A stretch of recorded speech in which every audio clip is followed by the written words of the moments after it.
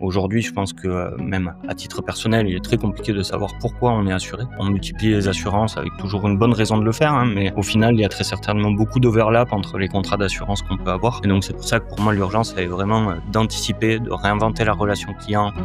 Et l'approche d'Alan, au-delà du sujet de prix, elle est surtout sur le parcours utilisateur et le parcours, les interfaces, l'ergonomie qu'il propose, tous ces éléments qui fait qu'au quotidien, tu arrives à instaurer une relation de confiance avec ton utilisateur.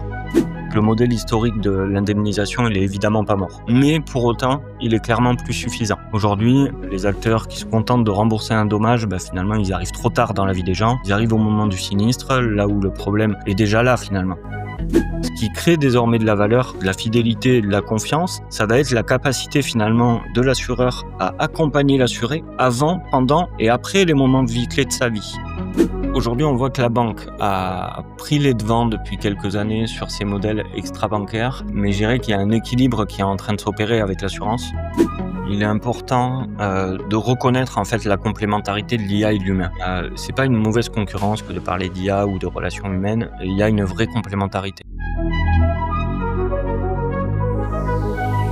Bienvenue dans Assurance en coulisses, le podcast qui donne la parole aux acteurs du secteur de l'assurance. Moi, c'est Antoine Gandoa, spécialisé dans le reporting Solvabilité 2 et comptable. Dans ce podcast, nous mettrons en lumière les professionnels du secteur de l'assurance en mettant en avant leur métier, parcours, synonyme de réussite ou d'échec. Nous aborderons également les faits d'actualité et les enjeux dans un secteur qui ne cesse d'évoluer au quotidien. Bonne écoute à tous. Bonjour à tous. Très content de tous vous accueillir pour ce deuxième live du podcast où en fait on va décrypter les grandes mutations d'un secteur en pleine effervescence. Alors aujourd'hui on va se plonger dans le livre blanc L'assurance de demain, un concentré d'analyse et de vision prospective signé Abundi, SIA Partner et Finance Innovation. On y parle de clients plus exigeants, d'IA qui bouleverse la relation, de relations climatiques qui explosent aussi, les risques climatiques qu'on voit maintenant ça explose énormément, d'un secteur obligé de se réinventer. Le modèle doit se réinventer pour rester dans la course, entre guillemets. Bref, l'assurance n'a jamais été aussi challengée, ni aussi passionnante. Alors pour en parler, j'ai le plaisir d'accueillir Guillaume Brie, General Manager de Wisby et d'Abundi, acteur clé de cette transformation. Ensemble, on va explorer ce que signifie vraiment assurer demain, entre opportunités, menaces et nouvelles façons d'accompagner nos vies. Alors restez avec nous, ça va être dense, concret et sans langue de bois. Je suis très heureux aussi de recevoir plein de messages de votre part par rapport au podcast. Donc un grand merci de me soutenir dans cette aventure. Et on va commencer. Bonjour Guillaume, comment tu vas ? Bonjour Antoine, écoute, merci pour cette belle intro et puis ravi de participer à ce live avec toi. Pour commencer, est-ce que tu pourrais te décrire dans la façon où tu le souhaites ? Ouais, pas de souci. Donc écoute, moi je m'appelle Guillaume Brie, je suis le General Manager d'Abundi. Nous, chez Abundi, pour la faire simple, notre ambition, c'est de réinventer la relation client au travers de plateformes de services qu'on met à disposition et qu'on déploie notamment pour de grandes organisations, que ce soit des organisations financières, donc les banques et les assurances, mais aussi de grandes institutions publiques avec lesquelles on travaille. Pour faire simple sur mon parcours, j'ai un parcours assez bancaire à l'origine. J'ai commencé au Crédit Agricole, où j'ai occupé plusieurs postes, de la stratégie, de l'innovation, de la responsabilité de marché des particuliers pendant une dizaine d'années. Et j'ai eu le plaisir de rencontrer Abundi, en fait, et son fondateur en 2015, et on a lancé, en fait, ensemble pour le compte de la banque pour laquelle je travaillais, la première plateforme de services extra-bancaire à destination de la clientèle jeune. Ce qui explique après ma bascule, en fait, de l'univers bancaire vers l'aventure de start-up, parce que moi, j'ai rejoint Abundi à l'époque, ils étaient une vingtaine, et aujourd'hui, on est plus de 100 collaborateurs. Chez Abundi, en fait, je suis arrivé en 2017 en tant que directeur commercial, puis j'ai récupéré l'ensemble des opérations avant de devenir, en fait, directeur général en 2024. Un parcours, somme toute, assez classique avec une progression interne qui me permet aujourd'hui d'avoir une vue un petit peu 360 de l'ensemble de nos sujets, puisque, comme je le disais, je suis passé par le business, les opérations, le marketing, etc. Tu as réussi à tout voir. Exactement. Alors, avant de commencer, j'ai une petite question signature du podcast, mais si ton métier devait être un sport, quel serait-il ? Alors, je vais être un petit peu chauvin, ça s'entend des fois quand je parle. Moi, je suis originaire du Sud-Ouest. En fait, dans le Sud, on joue à la pelote basque et j'aime bien faire le miroir avec ce sport, puisque en fait, dans mon rôle de dirigeant, ce sport-là, il m'apporte beaucoup puisque ça demande une forte capacité d'anticipation et d'adaptation. Ça demande aussi de la précision, de la résilience. Bien entendu, on gagne jamais seul. C'est un sport collectif, donc c'est le respect du jeu collectif et la recherche finalement constante de performance qui font la différence. Donc, c'est un peu des préceptes qu'on essaye de s'appliquer à soi-même et aux équipes au quotidien. Et sur Paris, tu arrives à jouer à la pelote ? Il y a des pelotes ici ou pas du tout ? Il y a de la pelote à Paris, OK. effectivement. Il y en a. Plutôt fait du surf que de la pelote basque, mais peut-être qu'il faudrait que je tente une fois, quoi. Je suis plutôt terre à terre moi, donc je reste, les 2 pieds ancrés au sol. Alors pour commencer, si tu devais résumer en une phrase, alors c'est un peu compliqué, hein, mais l'assurance de demain, ça serait quoi pour toi? Alors pour moi, l'assurance de demain, ce sera une assurance qui est servicielle, qui est proactive et qui est driven, pardon. Donc, en fait, pour moi, l'assurance doit devenir un partenaire de vie qui accompagne ses assurés au quotidien, bien au-delà du simple remboursement. Comment est-ce qu'on passe d'une relation transactionnelle à une relation, finalement de confiance et relationnelle? Ça va faire une bonne transition aussi. On a quand même pas mal de défis. Quand j'ai lu le livre blanc, que ça soit le climat, la cyber, l'IA, les attentes clients aussi. On voit l'UX, l'expérience client qui est quand même un vrai enjeu, que le secteur est quand même très concurrentiel maintenant. Pour toi, c'est quoi le défi le plus urgent? Alors évidemment, pour moi, tous les défis que tu as cités, ils sont critiques. Néanmoins, si je dois en choisir un, je pense qui est la priorité, c'est, selon moi, les attentes clients. Derrière, par exemple, tu parlais d'IA, de cyber et cetera. Ça va être des leviers justement pour moi pour répondre à ces attentes et je pense que l'attente client finalement, c'est là où tout commence.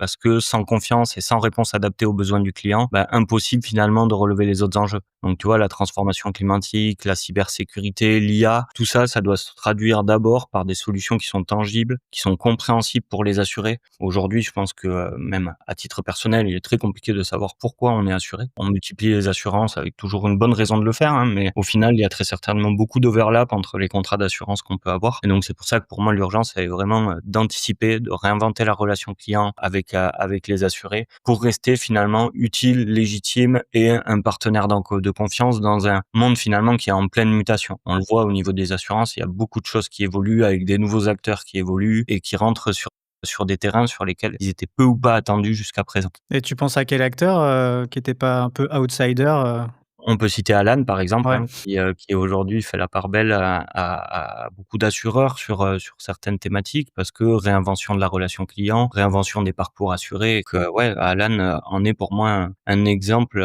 assez fort et on voit qu'en plus ils prennent de marché des parts de marché sur, des contrats qui étaient, finalement historiquement, presque établis, notamment je pense aux contrats, avec les ministères publics. Ouais, c'est vrai, ça on a bah, il y a eu un article des Échos récemment qui était sur Alan et la progression d'Alan, je l'avais lu. C'est vrai que c'était hyper intéressant. Après bon, c'est vrai que quand tu arrives et que tu essayes un peu de casser un marché qui est en place depuis plusieurs années, des fois, tu es pas forcément le bienvenu. J'ai un peu la même image de Xavier Niel quand il est arrivé avec Free et qu'il a cassé les prix. Des fois, je me dis un peu le parallèle. Alors, je sais pas si on peut faire le même parallèle. Ouais, sur l'assurance, enfin, je pense que, le sujet, et l'approche d'Alan, au-delà du sujet de prix, elle est surtout sur le parcours utilisateur et le parcours, les interfaces, l'ergonomie qu'il propose, tous ces éléments qui fait qu'au quotidien, tu arrives à instaurer une relation de confiance avec ton utilisateur. Vraiment pour toi, en fait, c'est de te dire, d'abord l'assureur, il doit vraiment s'orienter, expérience client et après il décline ton offre par rapport aux autres défis que j'ai pu en parler. Tout à fait. Je pense qu'il y a un vrai enjeu aujourd'hui de, rationaliser les parcours, les simplifier, permettre à l'utilisateur de pas être perdu et de pouvoir, ben, traiter finalement même une partie de ces sujets en totale autonomie. On le voit, il y a un essor du self-care qui doit être,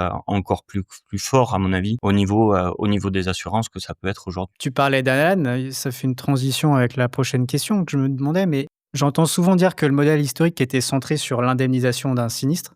On dit souvent, enfin, je me demande des fois, est-ce qu'il est vraiment mort, vraiment au profit d'un modèle un peu plus, partenaire de vie? On parle beaucoup de prévention, d'explication de ton contrat, de ta police d'assurance. Est-ce que toi, ça, tu le vois aussi, de cette manière-là? En fait, bon, alors, avec, toute proportion gardée, hein, encore une fois, nous, chez Amundi, on n'est pas assureur, donc je suis pas en train de critiquer le monde de l'assurance historique. Mais moi, ce que je dirais, c'est que le modèle historique de l'indemnisation, il est évidemment pas mort. Mais pour autant, il est clairement plus suffisant. Aujourd'hui, les acteurs qui se contentent de rembourser un dommage, bah, finalement, ils arrivent trop tard dans la vie des gens. Ils arrivent au moment du sinistre, là où le problème est déjà là, finalement. Quand tu résumes la relation client d'un assureur avec son assuré aujourd'hui, si vraiment je la vulgarise, ben, on peut se dire qu'il y a trois touch points vraiment forts. C'est un, bah, le moment de la souscription, 2, la gestion du sinistre et 3, finalement, si le sinistre a potentiellement pas été bien géré, la résiliation. Et entre ces étapes-là, il se passe pas grand-chose en termes de relation avec son assureur et je pense que même à titre personnel, on peut en être les premiers exemples et donc aujourd'hui, le modèle de l'indemnisation, pour moi, il reste nécessaire, mais il est plus différenciant. Et ce qui crée désormais de la valeur, de la fidélité, de la confiance, ça va être la capacité finalement de l'assureur à accompagner l'assuré avant, pendant et après les moments de vie clés de sa vie, tu vois? Donc ça veut dire prévention, ça veut dire activation de service, ça veut dire orientation, ça veut dire accompagnement dans la simplification des démarches, ça veut dire aussi accès aux bons dispositifs au bon moment, tu vois? Et c'est exactement là que pour moi le modèle de partenaire de vie, de compagnon de vie au quotidien, il vient s'imposer et il vient prendre naturellement sa place. Et en fait, nous, si je vais encore plus loin, c'est ça aussi qu'on propose aux assurances avec lesquelles on travaille, c'est de mettre à disposition des plateformes de services qui permettent à la fois de proposer des services qui sont concrets et qui sont du relief vis-à-vis, ce qui est proposé par l'assurance, de travailler sur l'engagement de ses utilisateurs de manière régulière pour pouvoir capter de la data et de même pouvoir proposer le bon service au bon moment au bon client en fonction de ses préoccupations et de son moment de vie finalement dans lequel il se trouve. C'est de redonner évidemment de la valeur perçue bien au-delà de l'indemnisation. C'est comment j'améliore finalement ma sexiness. Certes, il faut que je sois bien et fort sur ce qui est mon cœur de réacteur, c'est-à-dire le traitement du sinistre et l'indemnisation. Mais il y a tout le parasinistre finalement qu'il faut aussi que j'arrive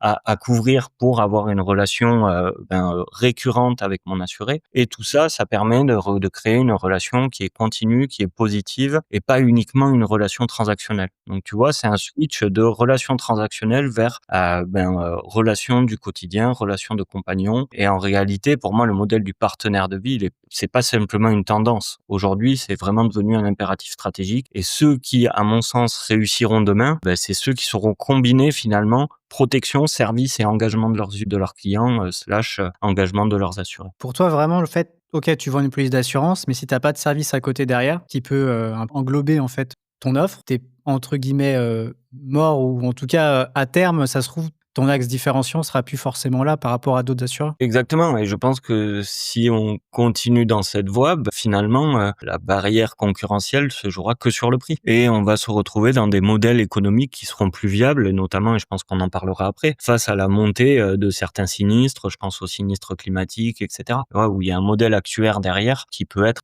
complexe finalement économiquement. Et c'est vrai qu'après, j'ai échangé avec d'autres personnes du secteur, mais souvent on dit: «OK, on offre une offre en plus», mais souvent c'est compliqué aussi pour l'assureur de dire: «Bah, la tarification, comment je vais la répercuter?» Parce que, OK, j'ai ma police, mais à côté de ça, si j'ai une offre en plus de service, est-ce que je la réplique sur le prix pour l'assuré? Est-ce que moi, j'en tiens pas compte? Enfin, tu vois, il y a aussi cette partie-là qui est pas simple. Complètement. Écoute, nous, avec les acteurs avec lesquels on travaille, que ce soit la banque et l'assurance sur ces sujets-là, en fait, on crée, des plans de création de valeur. C'est-à-dire qu'évidemment, l'assurance ne pourra pas, supporter, ou potentiellement 100 des coûts serviciels qu'il peut y avoir derrière. Mais pour autant, en fait, la data qui va être captée va pouvoir générer de l'upsell, du cross-sell sur les assurés, et donc c'est là-dessus que tu vas aller chercher ta valeur. Donc, tu vois, nous, avec nos clients, on suit évidemment les taux de traitement des motifs de contact qui sont générés, la concrétisation commerciale de ces motifs de contact. On va suivre aussi la fidélisation des clients, et la lifetime value du client.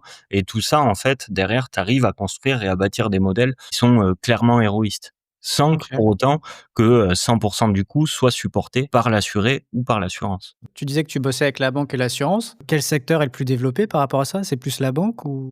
Aujourd'hui, on voit que la banque a pris les devants depuis quelques années sur ces modèles extra-bancaires, mais je dirais qu'il y a un équilibre qui est en train de s'opérer avec l'assurance, et notamment avec des assureurs qui ont eu pour habitude de travailler sur tous les sujets de prévention, et donc d'avoir une expérience servicielle adossée notamment à tous les budgets de prévention qui sont alloués, mais aujourd'hui avec des orientations et des initiatives qui peuvent être un petit peu diffuses. Et donc, c'est aussi comment tu arrives à rationaliser tout ça dans une stratégie complète et globale qui fait sens et qui te permet, en termes d'animation aussi, de peut-être potentiellement pas avoir 15 partenariats à animer, mais plutôt un bien fourni avec un guichet unique sur lequel l'assuré va pouvoir tout retrouver en lui-même. Dans le livre blanc, je lisais aussi, il y avait un gros focus aussi sur l'intelligence artificielle et de se dire, même à l'INN quand j'y étais à Niort, là, ils ont parlé de ça aussi, c'est de comment concilier en fait l'automatisation via l'IA et le maintien du lien humain, surtout dans les moments où, on parle beaucoup de gestion de sinistre, où on dit: «Bah, en fait, tu appelles et du coup, tu tombes sur, Au final, tu échanges et tu te dis: «Mais en fait, je suis avec un chatbot». Tu t'en rends pas forcément compte au début, ça peut dénigrer aussi, ton offre, ton image par rapport au client. Et là, même au niveau de tes collaborateurs, souvent, j'entends: «OK, on fait l'IA, mais à côté de ça, il faut aussi garder l'humain». Faut, toujours avoir le cadre humain et l'IA peut automatiser certaines tâches. Ça, dans le livre blanc, vous avez constaté quoi en interrogeant, les experts? Ce qui ressort, c'est que il est important, de reconnaître, en fait, la complémentarité de l'IA et de l'humain. C'est pas une mauvaise concurrence que de parler d'IA ou de relations humaines. Il y a une vraie complémentarité. L'IA, si je dois donner un petit peu plus de détails, elle va exceller sur, la rapidité, le traitement massif des données, la personnalisation prédictive.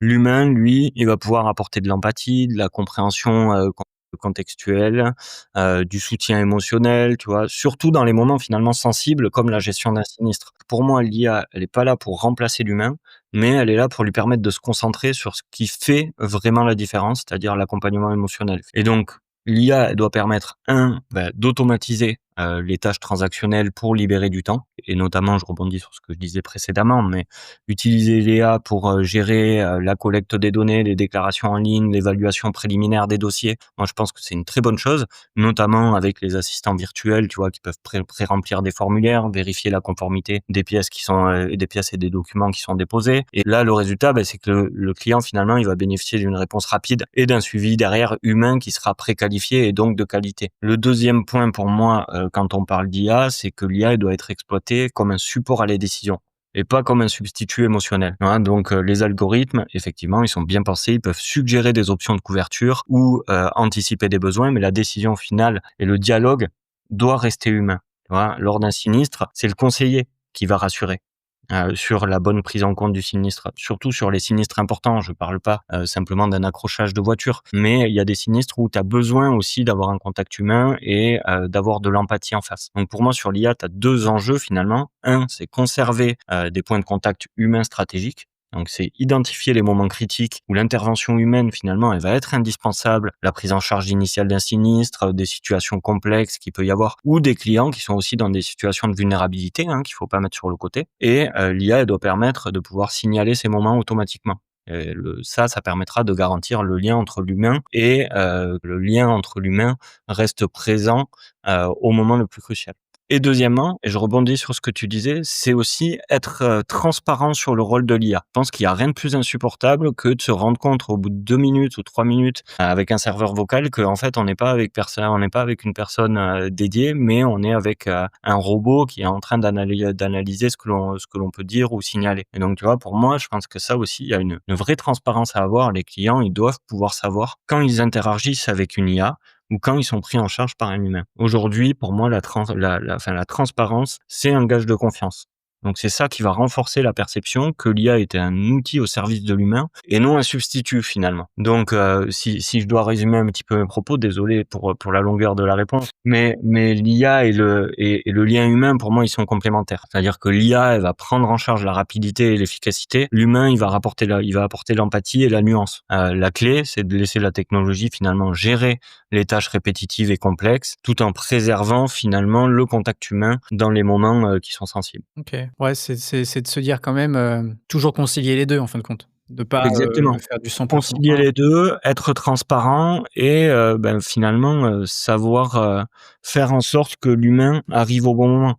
Il y a aussi, une recherche d'efficience, hein, dans l'utilisation de l'IA et donc ça fait sens, mais il faut arriver à le mener, et à l'amener finalement avec beaucoup de complémentarité avec le rôle de l'humain derrière. En lisant le livre blanc, il y avait un passage de Thomas Olivier, le Head of Partnership de la Maif et il disait, «Recentrer les activités sur la prévention et la gestion des risques». Est-ce que pour toi, enfin, en tout cas pour les assureurs, doivent vraiment miser sur la prévention dans les années à venir? Si je dois répondre en un mot, c'est absolument.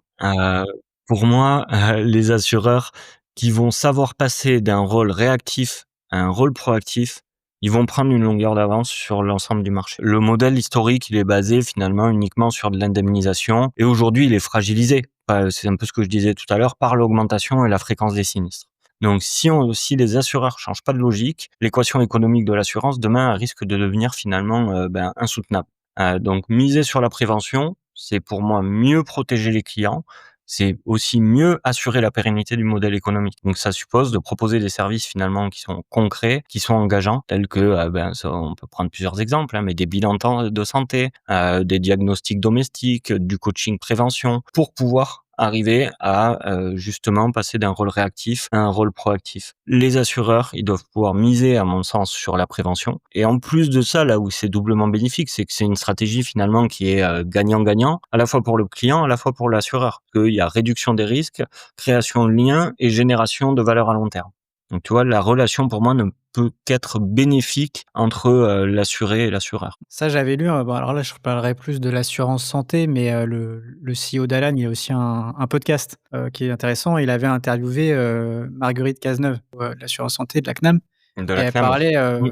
que pour eux, la prévention, c'était, le sujet, en fait, du moment. Enfin, on parle là de l'assurance globalement, mais souvent, moi, quand j'entends prévention, je suis plus à me dire pas trop pour la gestion des risques, au niveau de ton habitat, mais plus sur la santé. Je sais pas pourquoi, mais j'y pense plus à ça à chaque fois. Ah oui, il y a un raccourci mental qui peut être fait là-dessus, oui. Donc j'avais écouté cet épisode, je trouvais ça hyper intéressant, comme quoi, la prévention était un vrai facteur pour diminuer les coûts. On s'en rend pas forcément compte sur l'instant T, mais dans la durée, tu t'en rends forcément plus compte. Et là, de se dire, bah, pareil, si tu veux acheter une maison, bah, pas forcément l'acheter dans une zone inondable, par exemple. Enfin, il y a des Oui. trucs un peu comme ça que tu y penses pas trop, mais au final, le jour où ça arrive, bah, tu es sur le fait accompli, quoi. Tout à fait, mais si je rebondis sur tes propos sur, le Marguerite Cazeneuve, moi j'invite les gens qui écoutent à regarder les différents postes de, directeur général, de la CNAM justement, Thomas Fattom si je me trompe pas, justement, et sur le plan stratégique de la CNAM et de miser fortement sur la prévention pour réduire évidemment les risques de maladies, chez les assurés, mais en plus de ça, pour réduire les dépenses budgétaires de santé.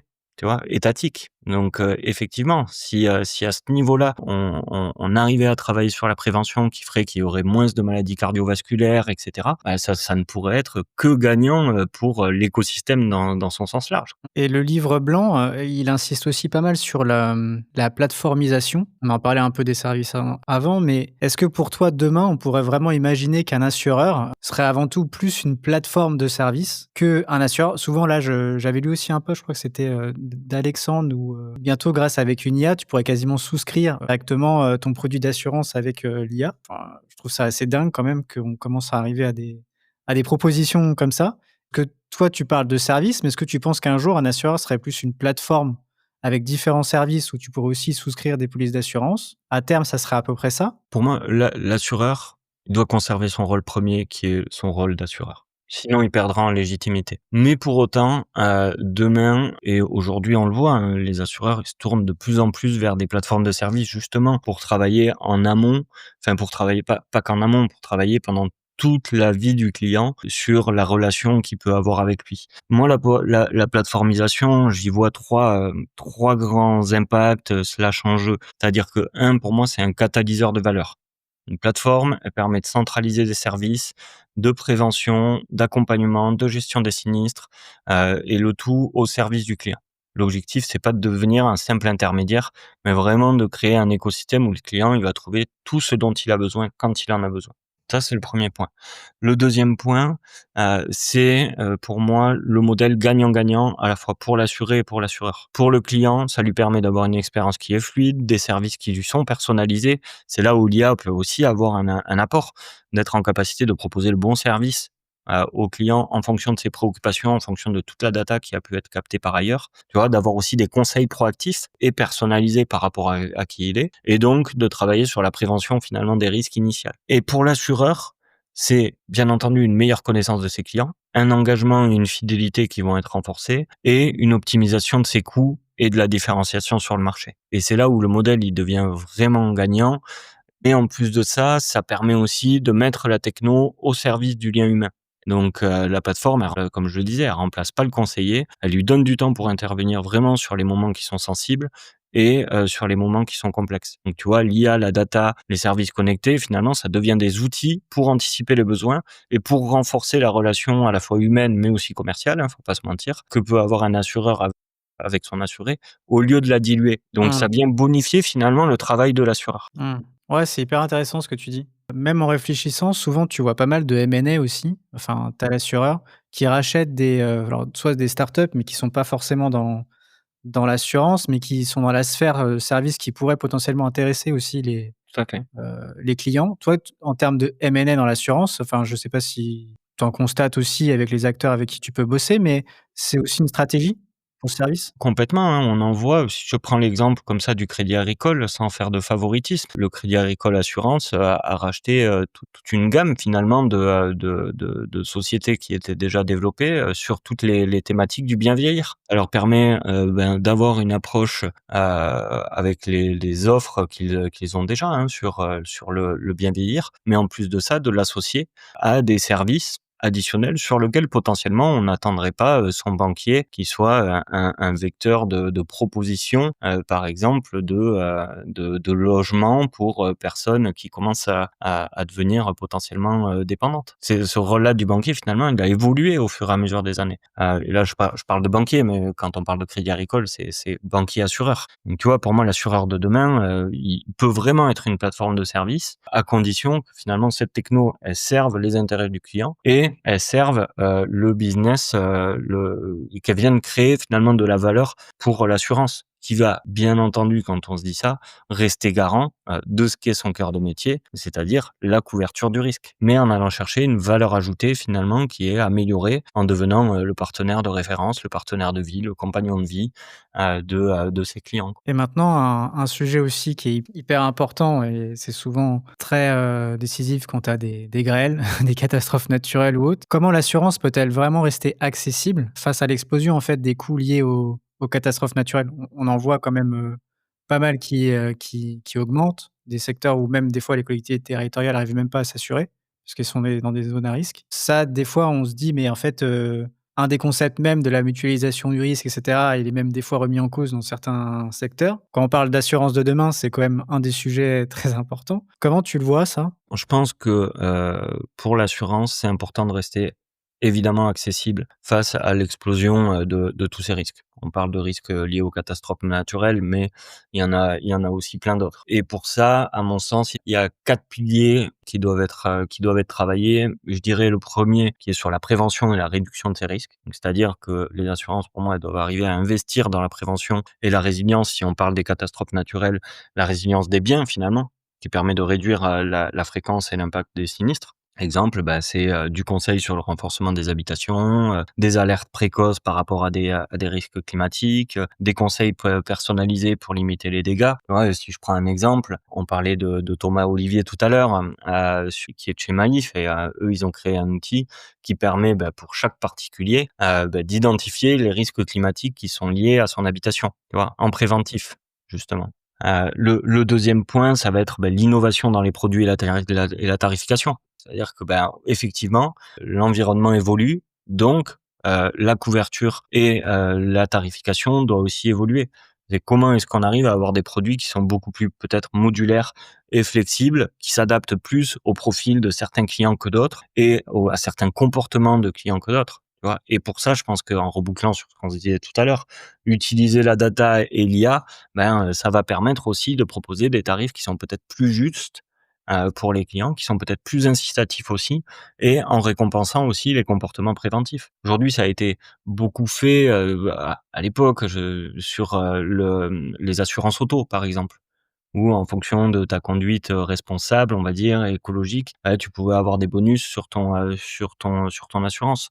Aujourd'hui, je pense que ça mériterait d'être encore plus développé sur, des sinistres tels que les sinistres habitat. 3e point que je voulais citer, tu en parlais aussi, c'était la mutualisation et les partenariats. Je pense qu'il y a encore des choses à faire sur la création de solutions de mutualisation des risques, à plus grande échelle, avec des fonds de solidarité, avec des partenariats publics-privés. Les assureurs, ils peuvent aussi aller collaborer avec des collectivités, des réassureurs pour répartir ce risque et que effectivement la charge, ne leur incombe pas, qu'à eux en priorité. Voilà. Mmh. Et après bon, ça reboucle un petit peu sur, ce que je disais tout à l'heure sur la prévention, mais c'est aussi l'éducation et l'accompagnement des clients. C'est-à-dire comment est-ce qu'on arrive à informer les assurés sur les bonnes pratiques, sur les solutions pour limiter leur exposition et ça derrière, la prévention, elle devient un levier finalement d'accessibilité. Moins de sinistres, ça te permet d'avoir des primes plus stables, donc un modèle économique qui est plus soutenable. Au salon d'IADEM, j'avais découvert aussi, Weather Claim Control. Je sais pas si tu en avais aussi entendu parler à un moment ou Pas quelque chose qui me parle. une insurtech qui permet de vérifier un peu en 3 clics, hein, si, un sinistre climatique peut être indemnisé par rapport aux conditions météorologiques, réellement observées. Donc je trouvais ça hyper intéressant. Enfin, ça permet déjà à l'assuré de se dire: «Bon, est-ce que je peux soumettre déjà mon sinistre à mon assureur?» En même temps, ça permet de réduire le coût à l'assureur parce que visiblement, bah, des fois, il rembourse aussi, des cas, de sinistres météorologiques qui devraient peut-être pas l'être parce qu'il y a pas forcément eu d'éclair, sur la ville à l'instant T. Donc ça permet aussi de diminuer les coûts, donc peut-être rendre un peu accessible en termes de mutualisation et cetera, de rembourser aussi, dans des zones, un peu à risque, ou autres. Donc je trouvais ça une initiative hyper intéressante, je connaissais pas du tout et on voit que et pareil là, ils travaillaient avec, alors Météo France. Je trouvais ça hyper intéressant, donc voilà, je voulais juste en parler là parce que j'ai trouvé ça, Alors cette pratique-là, je la connais pas forcément, mais effectivement, en fait, tu as tous les outils aussi qui vont on en a peu parlé, mais tous les outils qui vont permettre, d'éviter des remboursements entre guillemets «frauduleux».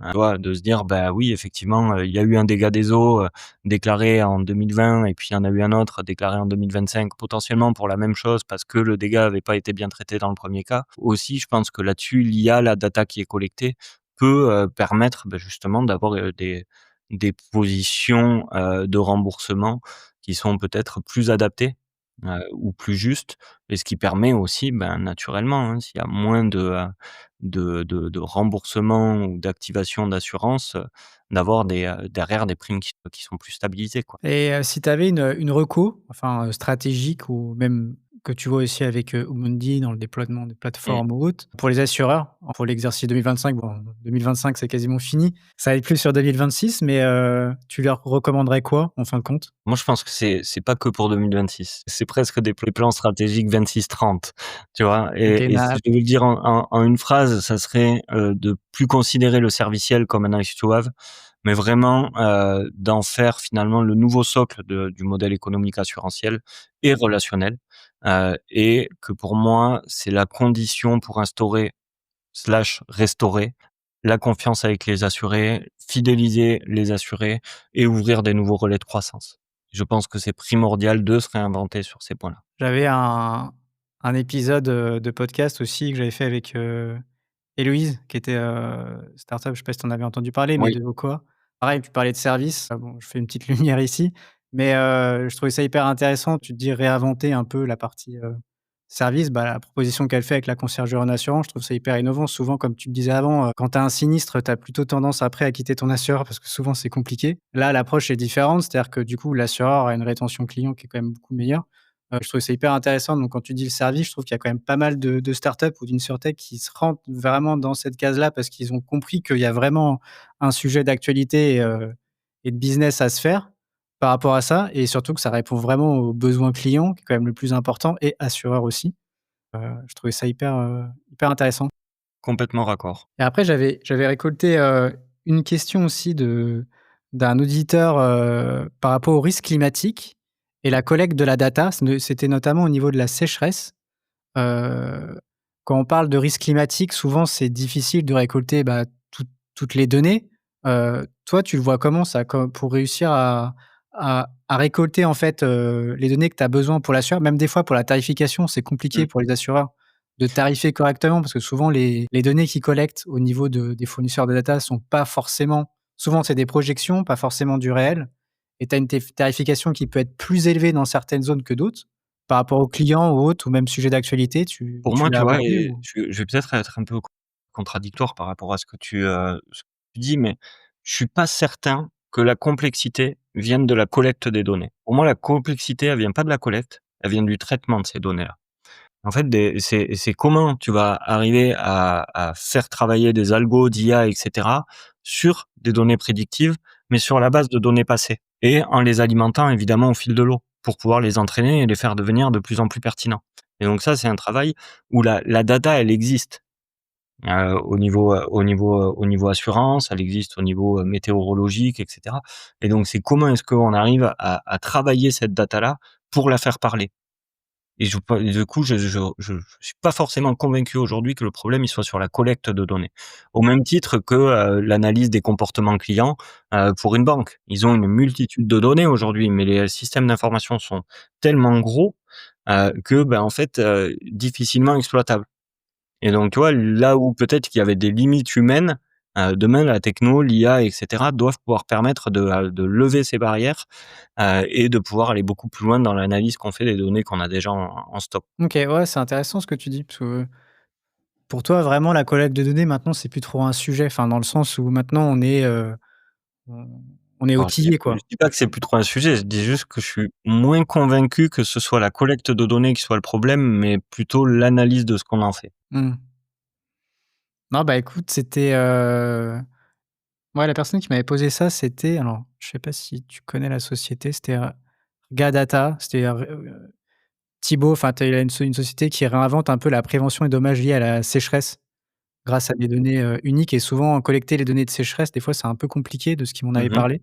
Après, ouais, je sais pas s'ils sont déjà en partenariat avec des assureurs ou autres, mais tu vois, c'est aussi peut-être chez ces personnes-là qu'il faut aller chercher cette donnée historique. Est-ce que tu veux évoquer un petit mot de la fin, Tout simplement, je pense qu'il y a des grands enjeux et je pense que les patrons d'innovation, de lignes métiers, marchés, et cetera, produits, doivent avoir, des agendas, bien remplis parce qu'il y a tellement de beaux projets, en fait, à mener. Voilà, donc c'est maintenant, comment est-ce que, ben, ils arrivent à les mener, tout en ayant finalement leur day to day aussi qui est, leur propre métier d'assureur, hein.